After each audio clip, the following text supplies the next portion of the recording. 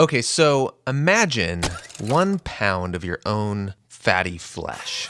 So if you burn that amount of flesh, that sounds kind of, weird. But if you were to convert that into energy, you would get about 3,500 calories, which is quite a lot of energy. That's me talking with Dr. Carson Chow, an MIT-trained physicist and mathematician, and he's explaining to me why we should care how much energy fat has. In order for you to live and function, you need to burn energy to keep your heart beating, all your organs going, and also to move around. But energy doesn't come for free. So if you're not consuming enough calories, you're going to burn that energy with your own fat. And so a lot of diet books like to teach people this rule, but the problem is it's wrong. And here's why. So let's say I eat 500 calories less a day. So after 1 week, it would be 3,500 calories and I would lose a pound, right? Because I'd have to burn it. Yeah, and if I stayed on this diet for a year, I would burn through 52 pounds. Be great. If you keep taking this thing, well, after 2 years, I'd lose 104, and after 10 years, I'd lose 500 pounds, So obviously, at some point, this rule is going to break down. It will actually break down before you get to a year. So to understand the real math behind losing weight, Dr. Chow wanted me to imagine a leaky bucket. You have some water in the bucket, and that's the amount of body fat or tissue in your body. And the leak represents the rate at which you're burning energy.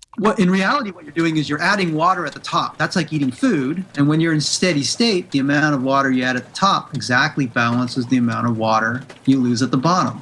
If you're pouring in more water than it's leaking, then you're going to gain weight. Now, if you think about the physics of a leaky bucket, the more water that you pour into the bucket, the faster it's going to leak. So your leak rate scales with how big you are. And this is a well-known fact that the larger you are, the more energy you burn. You're going to burn more energy because it takes more energy just to move a larger mass. You have more tissue, and just to keep that tissue going, it takes more energy. Congratulations, you have a new steady state.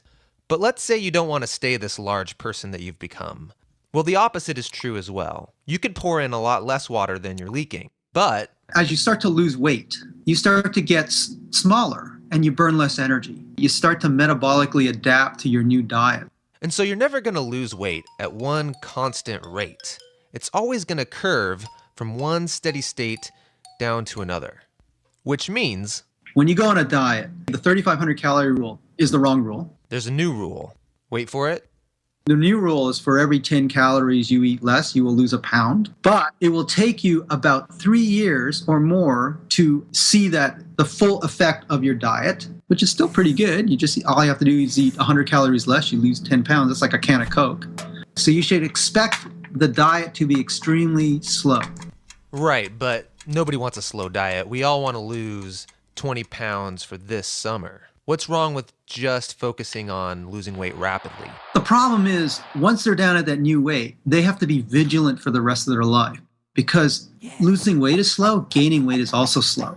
But it slowly creep up, and then 2-3 years later, bang, it hits them. They're back to where they were. So the mathematically approved rule for weight loss, for every 10 calories I don't eat a day, I'll eventually lose 1 full pound.